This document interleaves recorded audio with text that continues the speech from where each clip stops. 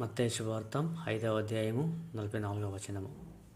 నేనిప్పుడు మీతో చెప్పినదేమనగా, మీ శత్రువులను ప్రేమింపుడు, మేము హింసించే వారి కొరకు ప్రార్థింపుడు.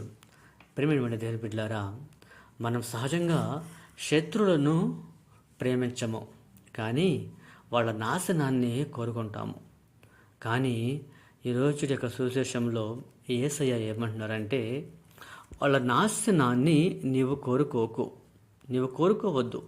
ఎందుకంటే నీవు ఏదైతే బలంగా కోరుకుంటావో అది ముందుగా నీకు జరుగుతుంది.